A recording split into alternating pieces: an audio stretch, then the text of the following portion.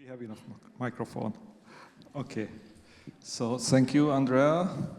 So this is the last chapter of our conference today, and we would like to discuss a bit the notion of immersion based on different perspectives, which are represented for position, for point of view from different fields. So as the first question, I would like you to briefly introduce yourself, your activity, and share us and recall your first and most relevant immersive experience in your life. Since you are thinking that immersion, the immersive experience is important in your field where you are active. So, Gianluca? Okay. It's okay? Whoa, whoa, whoa. Okay, it works. Okay, thank you very much to invite me, and I'm very proud to be here. Thank you.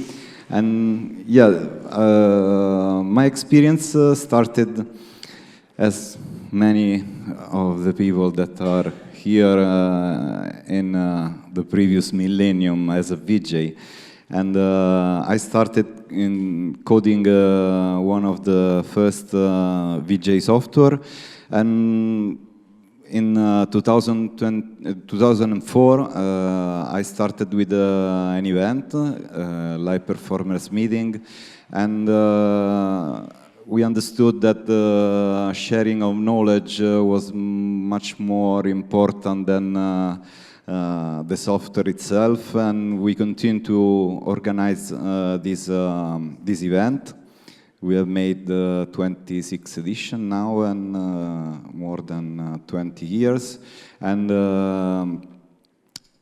during this year, we started to organize also other festivals.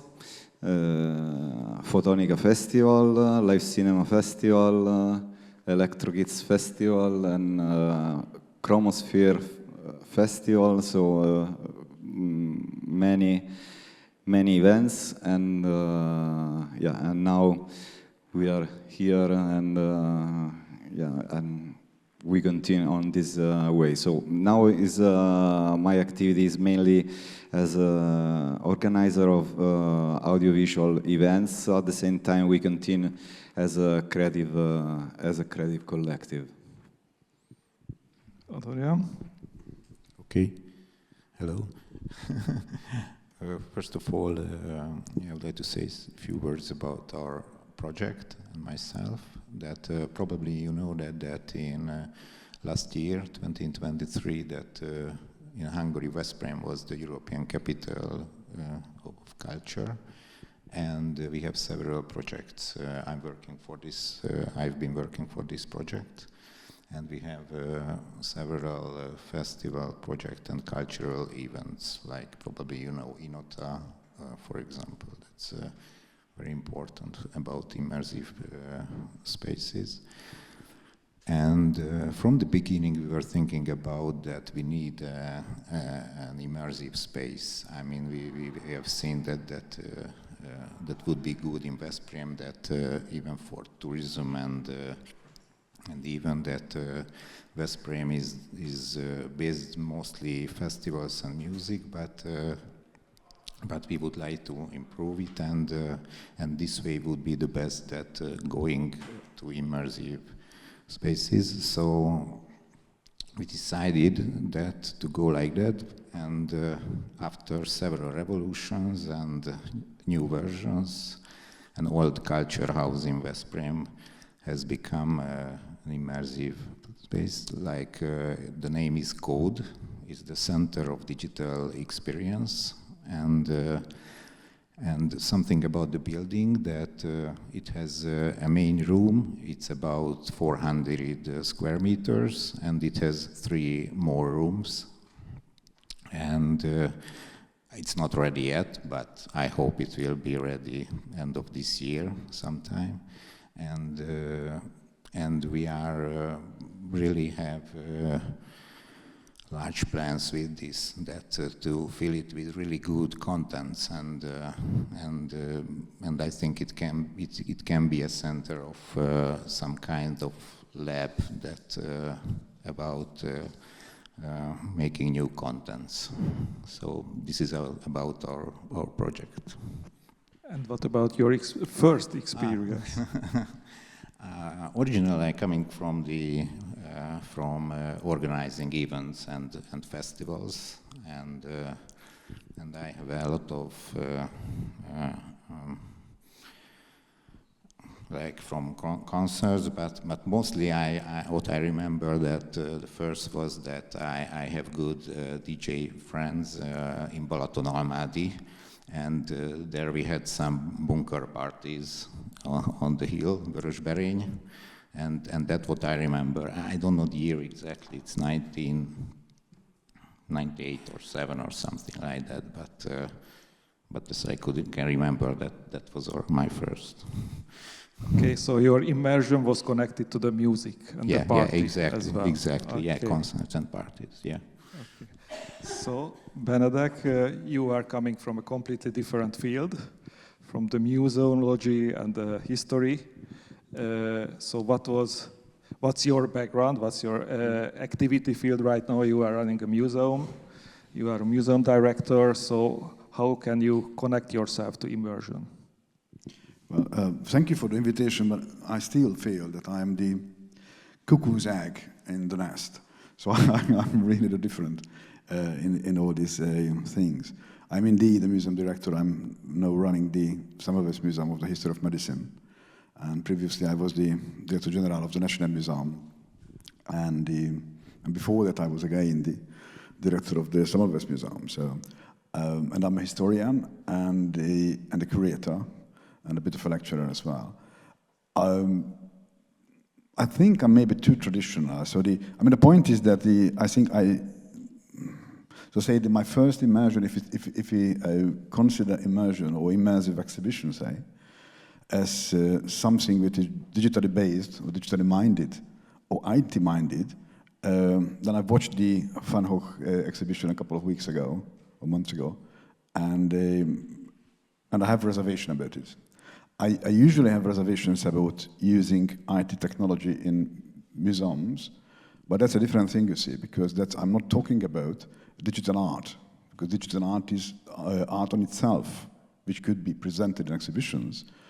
But in historical exhibitions, or art history exhibitions, or archaeological exhibitions, I always realized, or always found that the IT technology is practically blocking the understanding of the visitor. Is also blocking this unique moment when he watches an object, an artwork, and he has this eureka moment, that's how wonderful it is, how strange, how unusual it is. And if there are a digital screen, and if he's just pushing the buttons and watching, just like at his desk at home, or on the tram, with his iPhone or whatever, then the uniqueness of the museum, which means that there is a visitor and there is an object, and there's an exhibition around the object.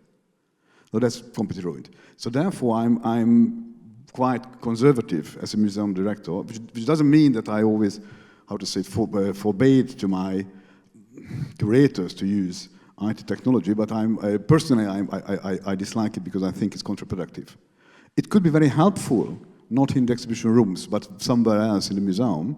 It could be very helpful in education, in museum education, but in terms of the, just think about it. I mean, someone is just watching a Botticelli, made all the way to the Uffizi, from wherever, and there is a room with Botticellis, and there is 2 screens, and began to watch the screen, because he used to it.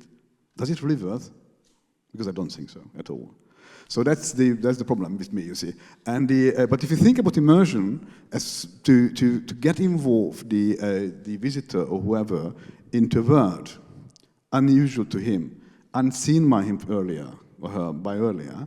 So if it is not just the focusing on the IT, but say that we are presenting a kind of a scene in the exhibition, a kind of a scenography even, which makes it easier to understand the meaning of these objects, the meaning behind the objects, the various layers of interpretations through the ages, then immersion is wonderful. But have you ever used this type of technology during your exhibition making activity? IT technology, you mean?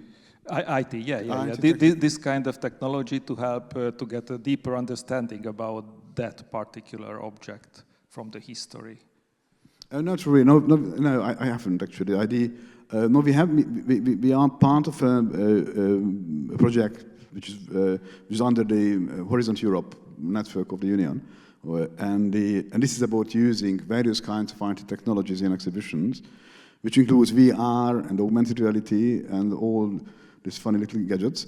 And but the aim of this whole thing was that to make it easier to the visitor, especially those visitors who are handicapped, visual impairments or whatever, to watch and to understand.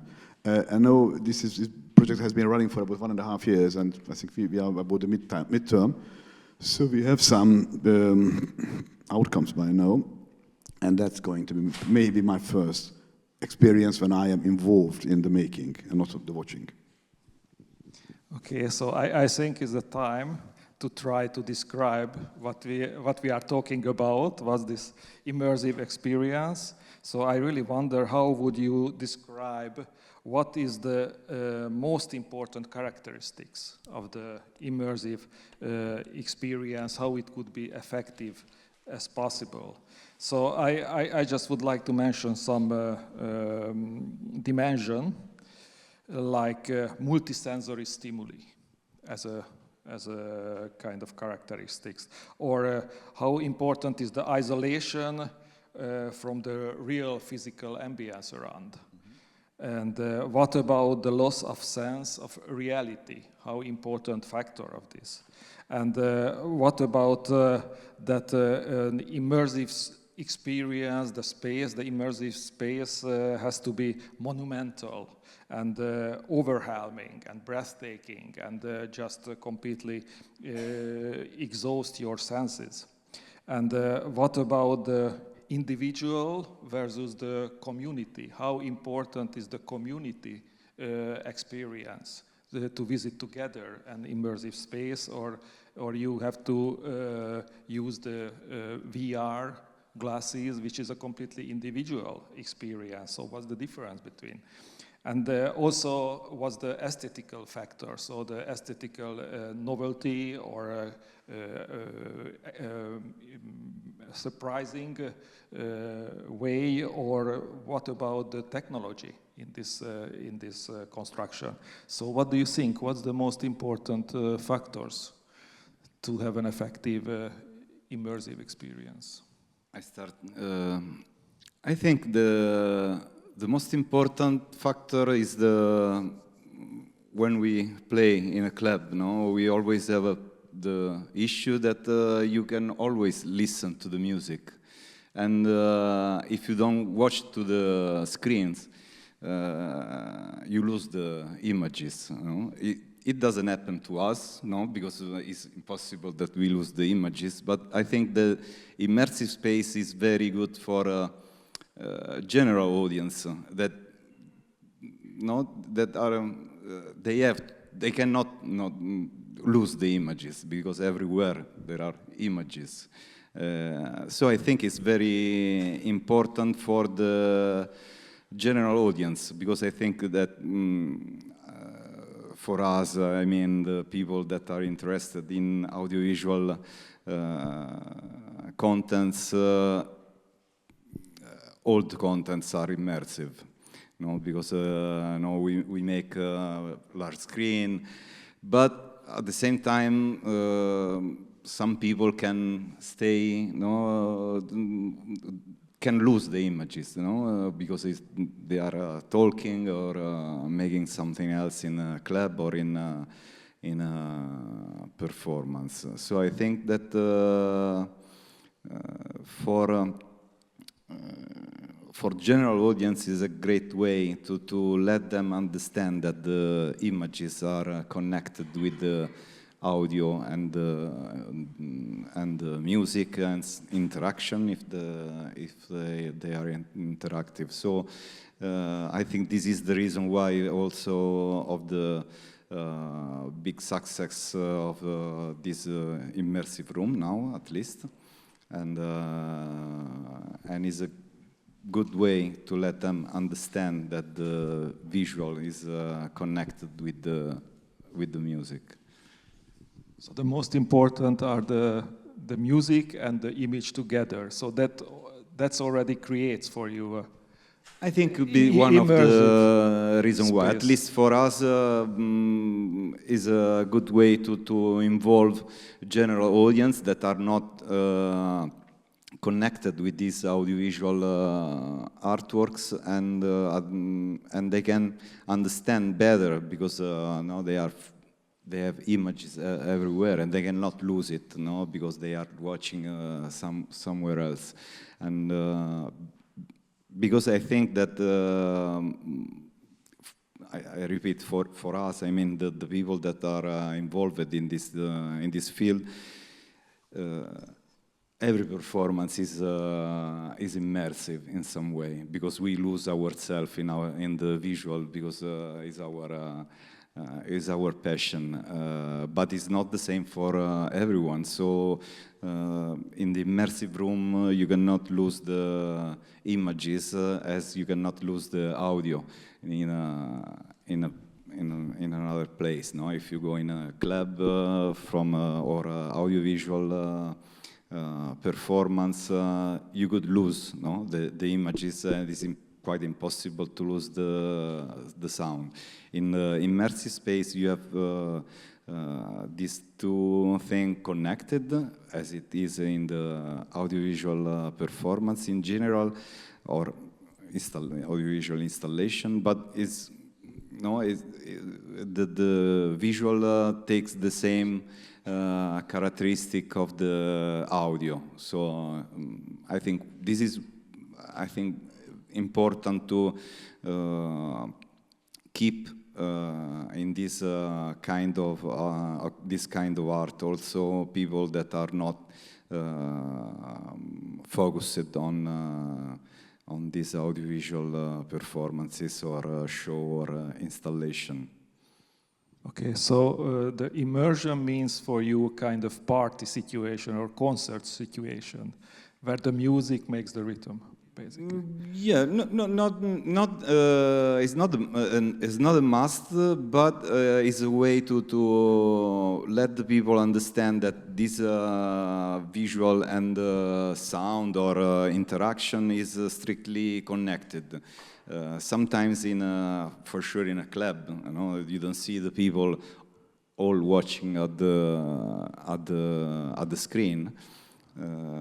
For sure, for us it's hard to watch in other direction, but you have the same kind of inputs that the music can have, no? Because we can talk, and at the same time the music is in our.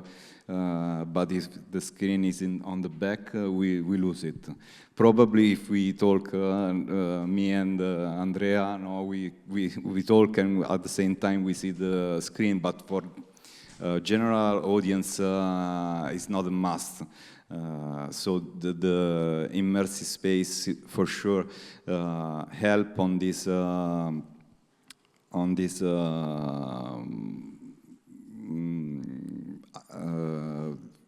feeling of keep the two things connected, and for sure the development is very similar to the lenses, but as you were saying, no, you are alone, and instead in the immersive space you are together, and I think this is another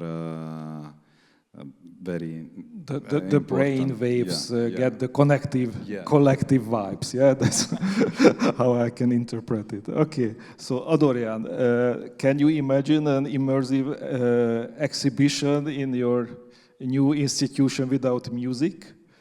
Will it work, or what's your idea about it? The answer is no. Music and sound is very important.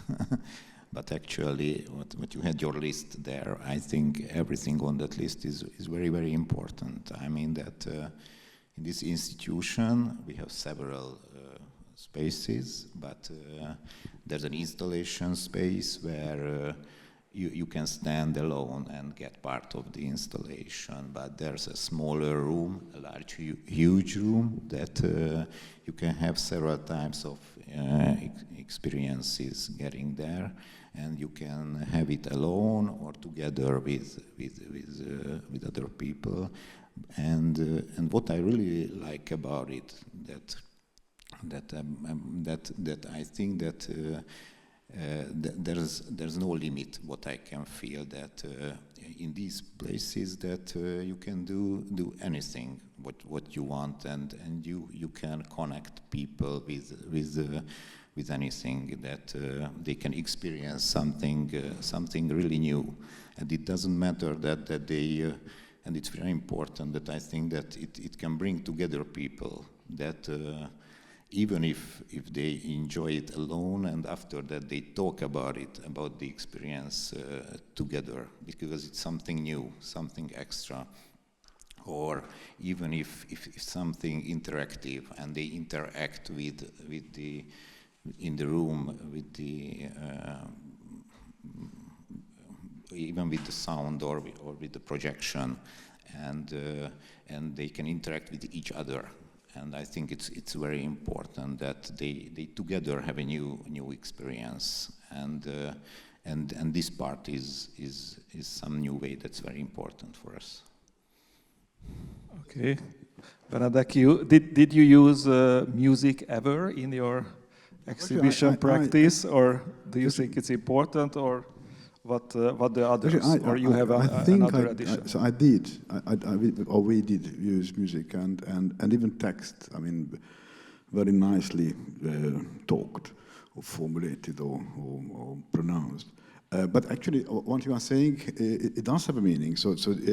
But you see, because if you combine the music with the various kind of images and you put it into a space, and then there is a group of visitors, and they have a kind of through the senses, they have a very strong emotional feeling. So therefore, they do have an emotional understanding, and that's beautiful. But it's a completely new, new way of art or form of art.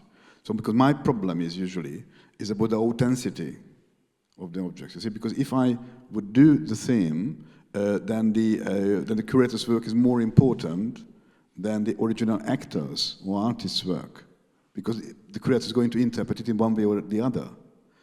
Just give you an example. So when we began this project, it's called a Shift, nevertheless. So when we started Shift, then we have a lot of IT professionals from all over Europe. And one of the ideas was, why don't we just move the picture? So why wouldn't we put some kind of, the wind is blowing the trees on a 16th, 17th, 18th century painting? Or why don't we put even sounds into it? So if there is a painting of the 16th century countryside, why we put in the back the noises of the countryside? And then I said, that's a bit problematic, because the artifact does have a kind of a moral completeness. We just can't change it, for the first thing. The second thing is, we don't know what was the sounds of the countryside in the 16th century, northern Italy, in the Netherlands, in Hungary, wherever. The cows were different, the chickens were different, you see, so that we can't be sort of precise about it. So therefore we are going to make a extortion of the original meaning. I mean, just think of the Gioconda. The Gioconda has a smile. If we began to use the smile and be more smiling or less smiling, we don't know what was this style of the smile in 15th century Italy. It could have been quite different.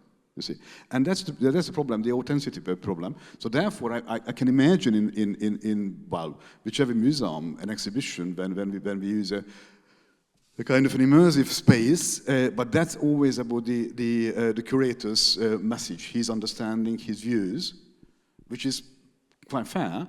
But my problem is always about the sort of the historicity and the authenticity of it. So therefore, I would consider it an artwork on its own, which is fine and all right. and I would sort of invite if there is one, a good one, but I couldn't use normally, or how to say it, regularly in the exhibitions, you see. So thank you. But you know, there are hundreds of creative people around here who would be happy to somehow to collaborate with museums and try to convince you to enhance the I'm open. Visitor experience. So, Absolutely open. Okay. So my next question is about what do you think if this immersive spaces, this immersive content industry is part of the entertaining business, or it could be also used by the high art or highbrow culture and cultural institutions like museums. So museums could be part of this experience, this experience economy, or and you can use it for your to attract your audience through this. So is this a high art or low art, or high culture or low culture? Can it be used, the immersive genre, as a kind of educational tool for the museums? If you can start from here, then I think as it goes with all arts, it's not the form of the art which is higher or lower, but the outcome. I mean, the exact outcome. So I could paint, but I wouldn't paint well. So I wouldn't call myself a painter if I would paint, you see. So I mean, obviously, it could be very high quality. It could be very high quality art. And it could be very commercial, and very simple commercial, and that's dangerous. And for educational purposes, it's different, because for educational purposes, perhaps there is a wider, how to say it, scope of cooperation, could be possibly. But I think in general, I mean, they could be sort of involved in museums. Yeah, but actually you mentioned the Van Gogh immersive exhibition as a kind of example, which is a kind of global phenomena. Yes, this type of exhibition, which has nothing to do with this kind of insisting museological approach to insisting the facts and to respect the art world. I mean, that was my problem. That was my problem. So, what do you think? Is it could be developed into this direction to make it more kind of acceptable by the museologist and the scientist as a tool to use, or it will remain in the realm of the business entrepreneurs, like in Las Vegas, FLxER, this type of mass entertainment.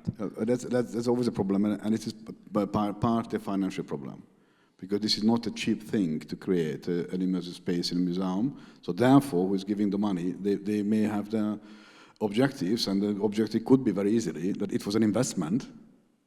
So bring back the money twice, three times, or whatever, 4 times as much as I put into it. So therefore, there's going to be commercialization. So that museums would like to avoid almost always.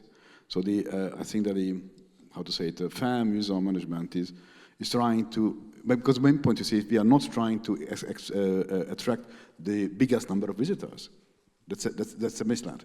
We are trying to produce the best possible content for the biggest possible visitors. And that's different, you see. So there is an equilibrium. So there is a balance. I would like to tell this content, and I'm trying to make it available or understandable for the biggest possible audience. But it's not. I mean, the point is not more and more visitors all the time. And so therefore, there is obviously a tension between the investors and the commercial things and the museums themselves.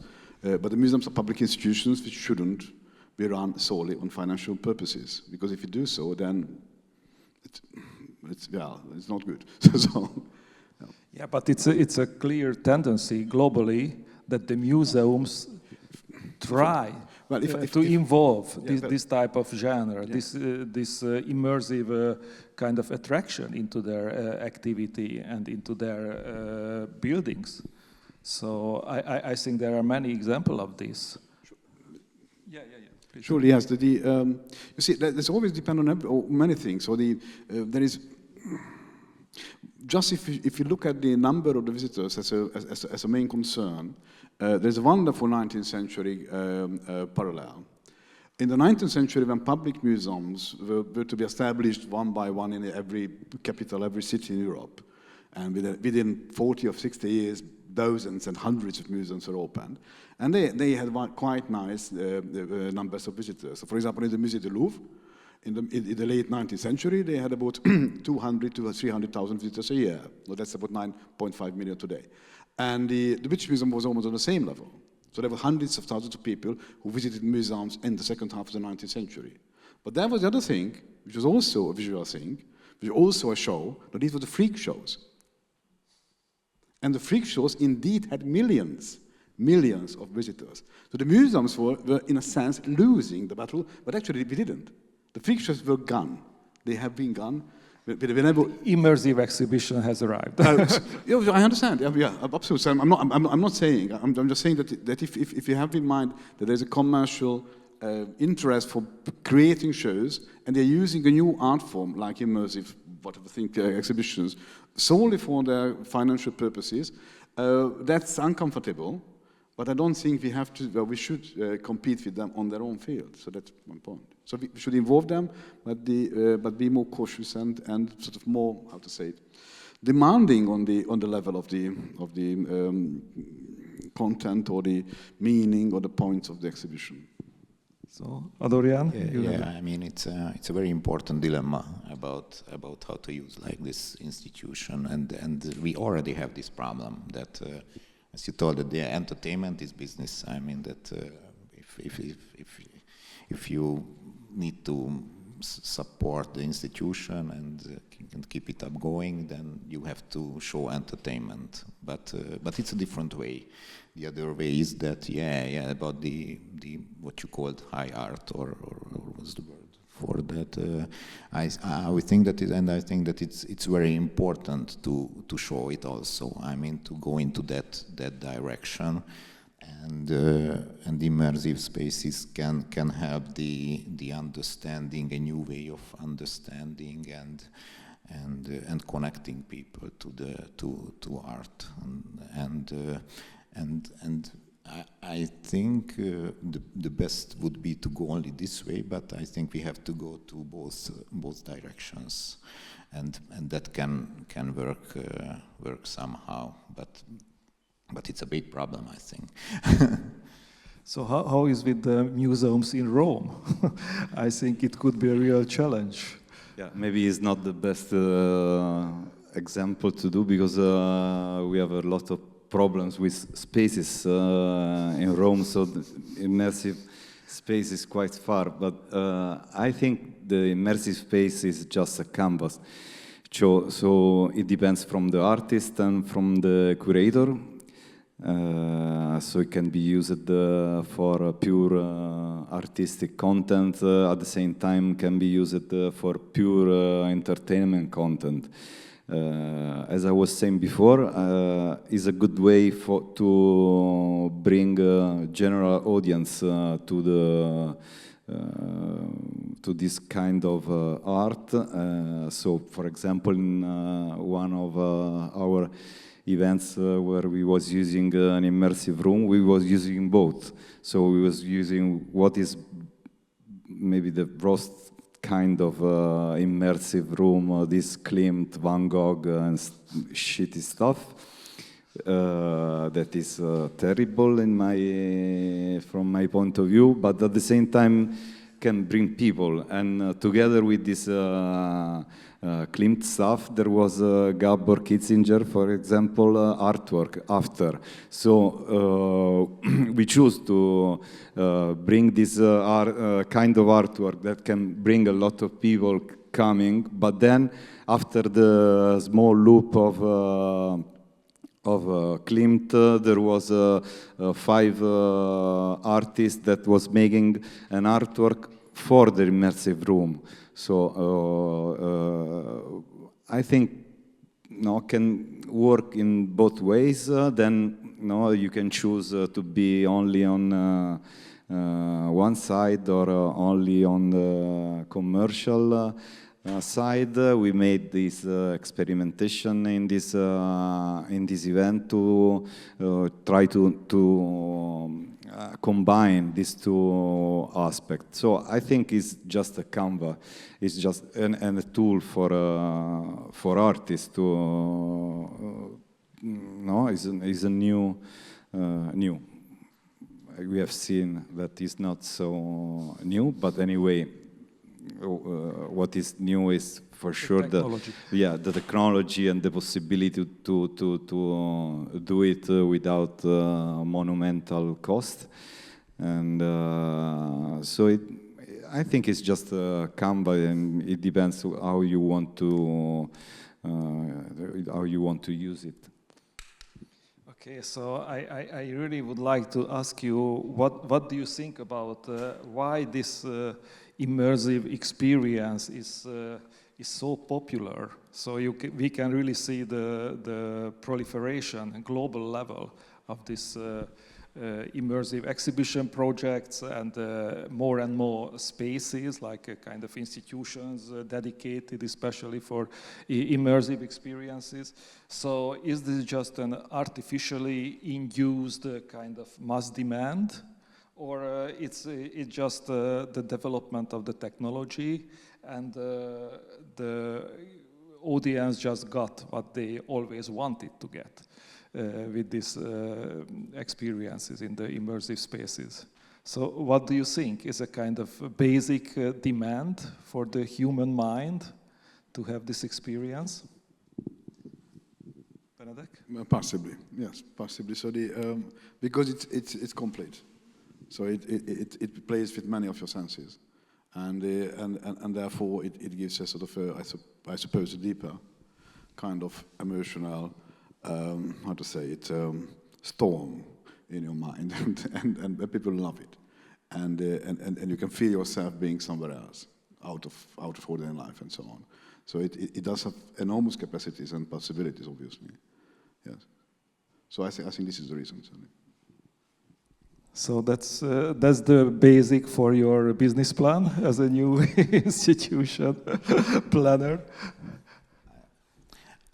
I got a lot of since we have started this project, and I'm asking people. I mean, some kind of what we live in, but there are a lot of people in the region and anywhere around, like Veszprém or in Hungary, that I can't say that it's popular. It's just beginning to be popular.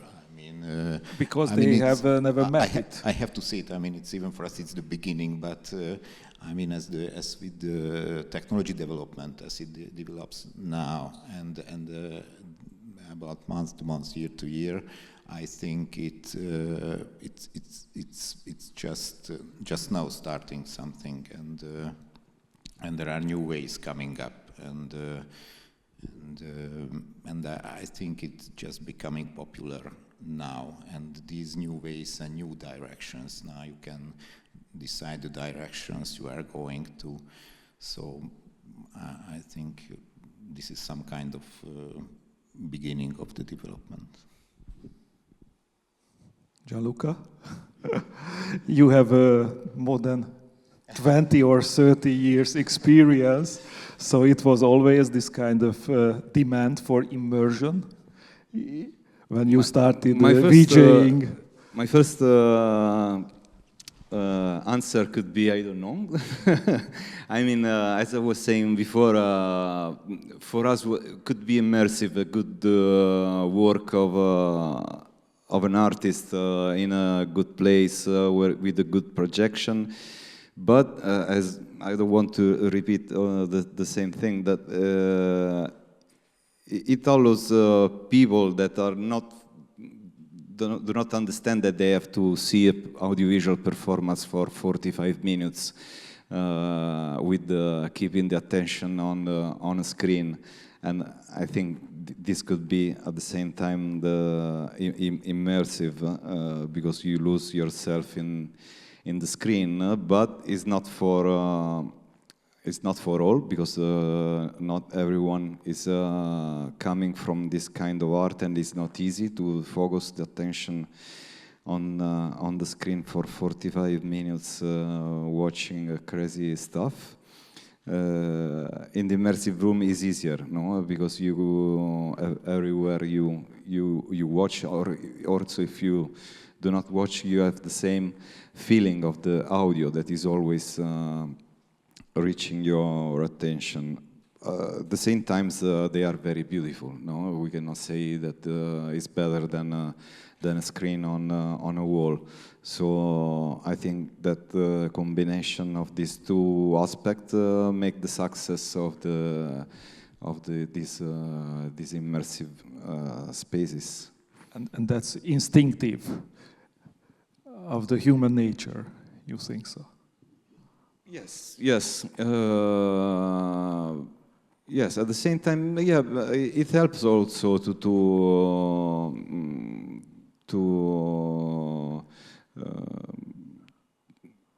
I think I can do a similar. It's very hard to keep the beauty of a painting, and it's very hard that you enter in the Sixtina Chapel and you say, "Wow, it was a shit." No, because it's so. One of the historical example of the intention to create an immersive space. Yeah, yeah. Like this the is Scrovegni Chapel in Padua. Yeah. By Giotto. Of Yeah, course. yeah. But this immersive, let's call it immersive space, is much more easy to be amazed from the instead of small painting where you have to read it with the right knowledge to understand. So I think it's at the same time it's beautiful also for the expert. No, it's not. I'm not saying that for an expert of ancient art can say, "Oh, the Sixtina Chapel is only a commercial stuff." No, but at the same time, it's easier to involve a lot of people that can be amazed instead of a small painting on the wall. So I think it's a good way to bring people to this kind of audiovisual art. Okay, so I would like to ask kind of personal questions from you. So Benedek, as a museum director, do you think about any potential drawbacks of this global proliferation of the immersive exhibitions ventures, who are identify themselves and promote themselves as exhibitions? So do you think it has a disadvantage for the museum visitors to kind of grab the visitors from the real museums under this title that they are providing more interesting, more exciting museum experience? Well, like exhibition, like the Van Gogh, Yeah. I would like to quote, and also the pharaohs of Egypt and the ancient Rome, every day in the ancient Rome. So this kind of stuff. It's a difficult question. Yes, I mean there is a danger, obviously. So if it is how to say it, it's too much simplified and too commercial, and they appear everywhere, then the kind of how to say it, because you see the trouble with museums is that museums used to be quite elitist institutions, but in the last 40 years at least, but in terms of Hungary, say 25 years, we are trying to open up the museum not only to the educated elite, but all kind of sort of social background and educational background to people. And that's not an easy task, you see, because it always depends on that how much information the visitor would bring in his or her head into the exhibition, and then he would understand more or less. And if he brings less in her hand or in his head, then we have to tell more. But that makes exhibitions slightly boring and quite difficult and complicated. So that's a delicate issue on its own.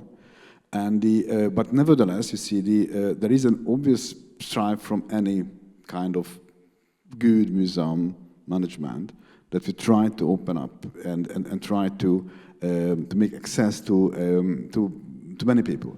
But still, we cannot sort of give up, I think, the ideal that this is, so what we present are serious things, and they are according to our best knowledge, they are trustworthy information and qualified information and important things.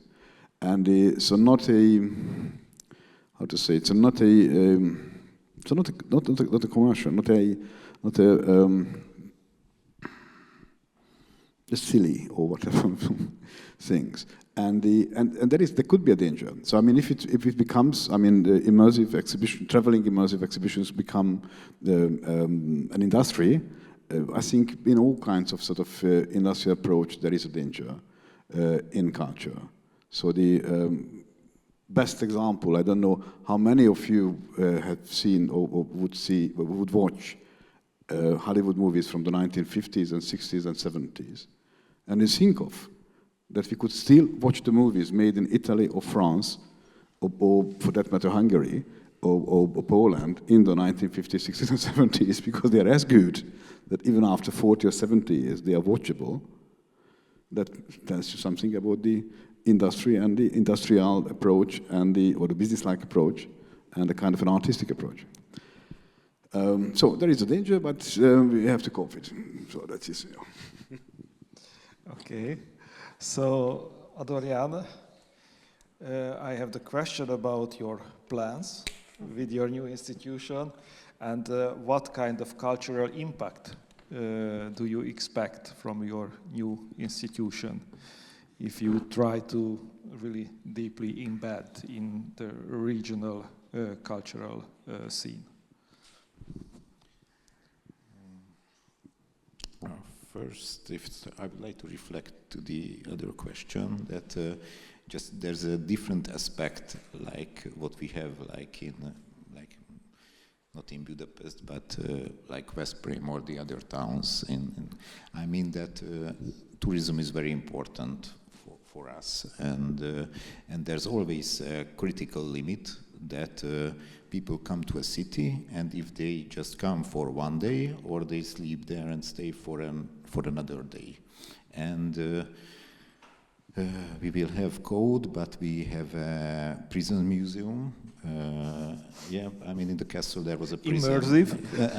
Yeah, it's not an immersive, but what could be, but it's audiovisual, some kind of. So and we have the classical museums.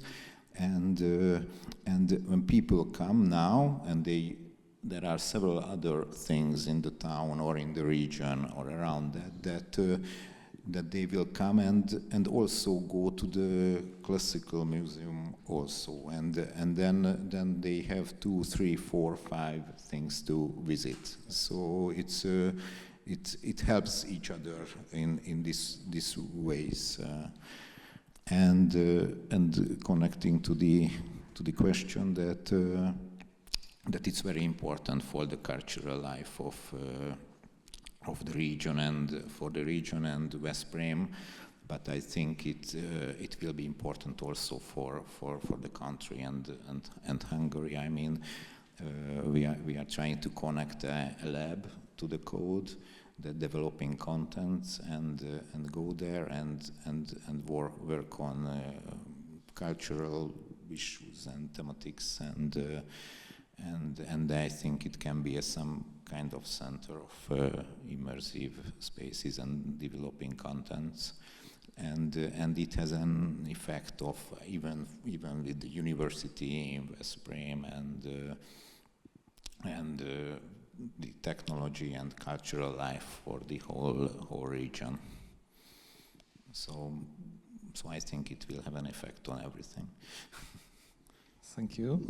So Gianluca, the question to you. You organized and initiated many different projects and workshops involving children and kids, younger generation, for coding and creating and using the technology and creating their own visual immersive spaces. So why do you think this mission is important for you? Why do you think it's important to involve the younger generation? Yeah, what's your intention with this? We started to make a workshop for kids since a long time, and I think is another way for sure to let them understand that this technology is not only for gaming or chatting. So I think it's good to let them understand that this new technology could be a Canva or a way to draw the new reality or artworks or whatever, and immersive spaces at the same time could be an amazing way to teach and for them to learn, because now you can be in the savannah, then in the space. So for sure, for a kid, is a good way instead of staying. At least better than staying in a classroom with a professor just talking and watching small picture on the book. So I think is a good facilitator for this kind of teaching, at least for the youngest. And yeah, for them start to work as for languages, and we are talking about a language, that they have to learn. Coding is just a way to talk with the machine. So for them, if they start when they're young, is easier. And at the same time, I'm not a pedagogic teacher, but the logic that you can, coding is logic, not always, but anyway, the easy way to code is based on logic, and I think is a very good tool to improve this kind of skill that otherwise is very hard and boring to do it in other ways. So coding an Arduino to let a robot do what he was thinking to do is a good way of let them learn this kind of thing. Thank you. Thank you for all of your participation in this panel, and I suppose we heard many interesting different positions about the immersive spaces. So right now I think it's the time to open the discussion for the audience. So if you have any question to our panel participants, just please. Or even comments. Even comments, of course. Or we can make some question to them. Okay. Okay, so there is one. So it's better if you make the question.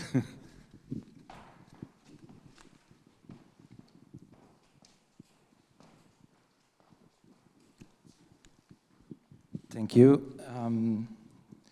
My name is László Zsolt Bordoz. I was the initiator of LAM, the Light Art Museum, the namesake, the chief curator, the art director, co-owner, co-investor. And we built the museum, and during that process, I had to face that the marketing, which was dreamed for the advertising purpose of the Light Art Museum was so much out of the artistic context that as an art director I had to oppose. And I just would like to say a few inputs that this is a huge problem today, that I would bring an analogy that imagine if Picasso would paint flowers instead, because that makes more money, right? So what would we miss? We would miss cubism, right? So we speak about such responsibilities, and so I wish very much that there will be a canonization sooner or later, that when all institutes using immersive and data visualization and all the digital possibilities, that the main aim, the goal of a museum should be not just to entertain, but to give room for feelings and thoughts, so to elevate people, right? And when the main motivation is to do money, all this is compromised. So, yeah, that's one point. And finally, as a question, I would like to just ask a personal question from the new curator of LAM, because I was removed, right? That if, like, do you feel comfortable that the previous curator was not paid, not credited properly? And if you think that that's not a bad reputation for LAM? Thanks. Okay, so I think I was addressed as the present curator of the Light Art Museum, but I have to tell you that it's not the appropriate place and format to discuss. I think there is the right place at the court where you are discussing all this stuff, so I would like to avoid these issues. So please, if anyone else has a relevant question regarding immersive spaces, immersive technologies.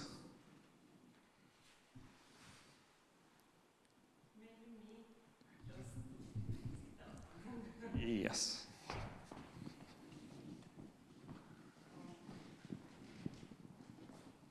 Well, it's not a question. Maybe you can give me some comment. But I'm coming from Serbia. It is in a neighborhood. And something that I'm doing, I'm also doing in museum, but I'm a painter, artist, and conservator. A classical conservator. I'm cleaning the paintings. But I realized that there is one space, empty space, for digital reconstruction for a lost cultural heritage. And that is something that I'm doing. Because in Serbia it is really often. We have tree bombing and a lot of buildings are demolished and you cannot build it again because it is a problem. So I always ask myself about that ethical part. Is it good to make something new, digital? But I'm always trying to do everything in photogrammetry, what I can film, what is, I mean, what still exists. And what doesn't exist, I model it. But only if I have a pictures or something like that. Yeah, I think it's utterly important. So that's the and that's what of the yet another possibility for using these technologies, that you can recreate lost heritage parts, and that's just wonderful. You see, because it happened everywhere, the number or the proportion differs. So give you a good example. In China, In China, they began to produce museums in big numbers from the end of the 1990s. So they used to have about 150 museums when Mao Zedong died, and over about Mao Zedong. And then at the end of the 90s, they began to create museums, and they created them in the thousands. But the problem with the Chinese museums is that they have no heritage. So they have no heritage items. So they have no artworks. And that's because during the Cultural Revolution, everything was destroyed. Everything, practically. The good thing with the Terracotta Army, for example, that it was discovered after Mao died. So that was during the Tang era. Some of the heritage of China are in Taiwan. So that's why it's such a delicate point for the big China. And they have these wonderful huge museums. I had a traveling exhibition in China with the National Museum between 2017 and 2018, and been to the biggest museums. And they practically, that was what I had expected, they practically have nothing to present.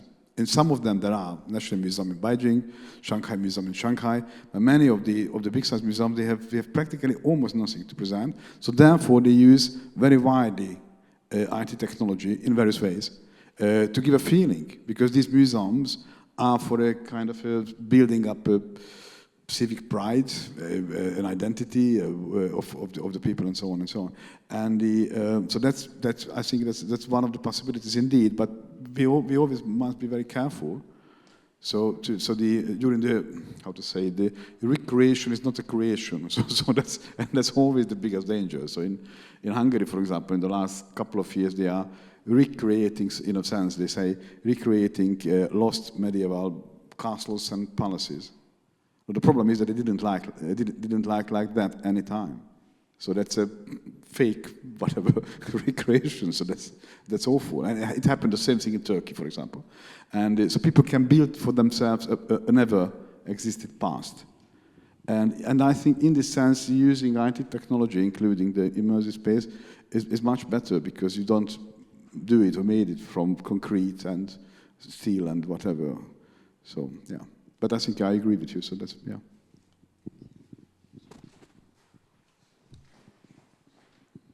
Thank you. So, any more questions? No?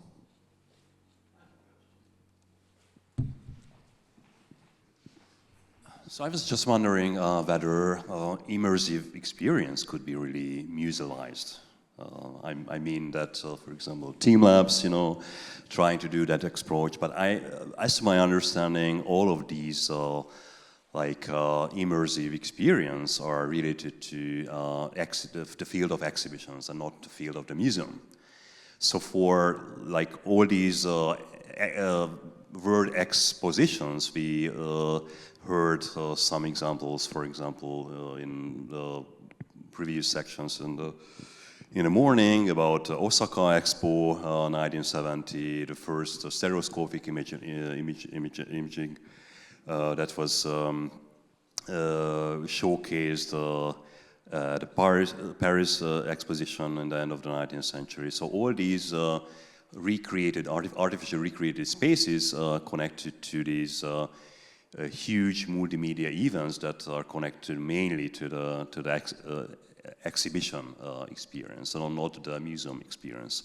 So it's also a question whether we are talking about indoor activity or outdoor activity. So what the result of immersive exhibition are, because it's kind of mocking up the outdoor activities and reflecting back to being an indoor experience. So I'm just really wondering about these two kind of seemingly polarizing field, because as to my understanding, this is a contradiction, that we are talking about. So these two really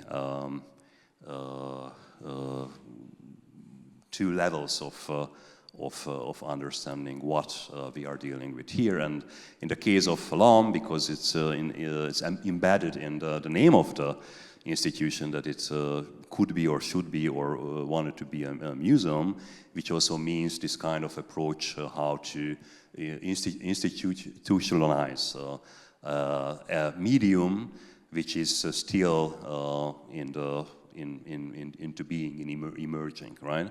So when you are institutionalizing something, that means that's the end of it. That's a kind of an end product that you have a different approach than it was in the past, which was like in exhibitions that was just one time, one place experience. And in the terms of museums, we are dealing with a much, a different problem that should be also addressed, I think, in the framework of this conference. Right? I don't know if I have to, answer to my own question, but because we are here in an environment of practitioners, of artists, of museum directors, that could be, like acting as a stimuli, to came up with some answers to these problems. Actually, I agree. So no. So yeah.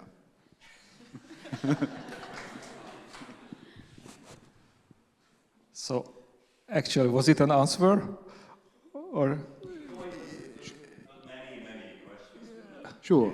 That's what we wanted to erase. This is the perfect framework, to address all these things, that are connected to new media, digital media, how to visualize these tools. Yeah.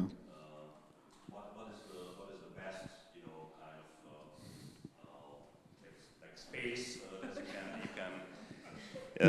you could find, to just show all these concepts, and also what was entirely missing in this conference was, I think, the historical approach. There was only one segment of the first session in the morning addressed this question, and maybe only one lecture, one presentation. I missed Andre Poksh's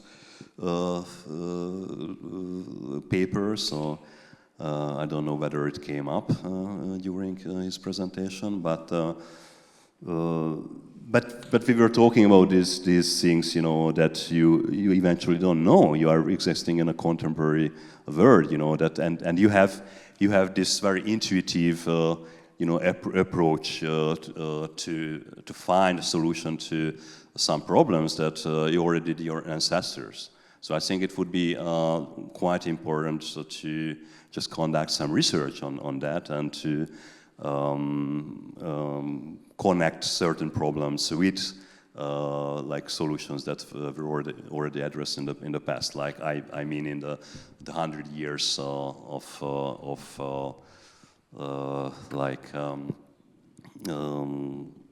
time that we are talking about from the 1920s up until now. But so this is also a kind of a misunderstanding of art history, of the art historians, that thinks that the 1960s was the beginning of new media art, and light art. Because back then, like 30 or 60,000 watt, light bulbs couldn't be created. So I think that this is now the time when we could really speak about light art and light-based media, in opposed to what art historians like Frank Popper or Peter Weibel, or I can just count on many names who were addressing this from a historical point of view. So I think today is the epoch, is the era where we could really speak about a new kind of genre that should have been already established like 50 years ago, but today that our generation will be responsible for doing that.